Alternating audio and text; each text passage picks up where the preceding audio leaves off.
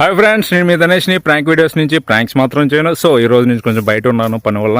So update అయితే ఇక్కడ నుంచి చేస్తాను, నేచర్ దగ్గర నుంచి చేస్తున్నాను, వెనకాల మామిడి చెట్టు. సో మన టాపిక్ ఏంటంటే నిన్న జరిగిన first match SRH and KKR గురించి.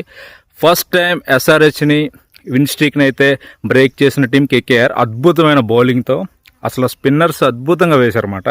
సో వాళ్ళని 160+ స్కోర్కే కట్టడి చేసి, అది పవర్ ప్లేలో ట్రావిస్ హెడ్ అయితే గట్టిగానే ఆడాడు, మంచిగా ఆడాడు. అయినా సరే వాళ్ళు 160కే కట్టడి చేసేపటికి కేకేఆర్ అద్భుతమైన విజయంతో ముందుకు దూసుకెళ్ళింది. అండ్ రఘువంశీ అండ్ మన అజింక్య రహానే అనుకుంటా, అజింక్య రహానే కూడా ఇద్దరు కలిసి గేమ్ని అయితే ఫినిష్ చేసేసారు. సో నిన్న జరిగిన మ్యాచ్లో ఇది ఫస్ట్ మ్యాచ్ 3:30కి అయితే జరిగింది. సో ఎస్ఆర్హెచ్ మీద కేకేఆర్ అయితే విన్ అయిపోయింది.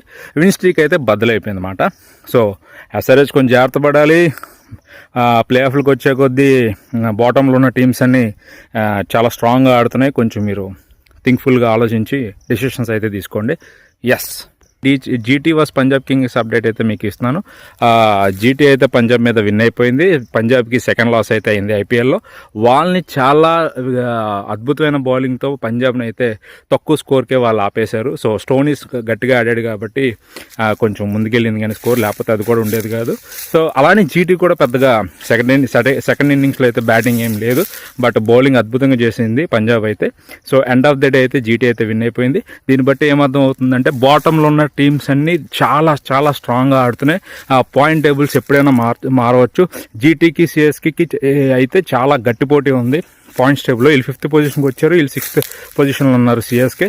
ఎందుకంటే నిన్న జరిగిన మ్యాచ్లో జీటీ విన్ అయింది కాబట్టి. సో జీటీకి సిఎస్కేకి అయితే చాలా టఫ్ కాంపిటీషన్ అయితే ఉంది పాయింట్స్ టేబుల్లో. చూడాలి ఏదైతే ముందుకెళ్తుందో. సో ఇది నా అప్డేట్. నచ్చితే లైక్ చేయండి, షేర్ చేయండి, సబ్స్క్రైబ్.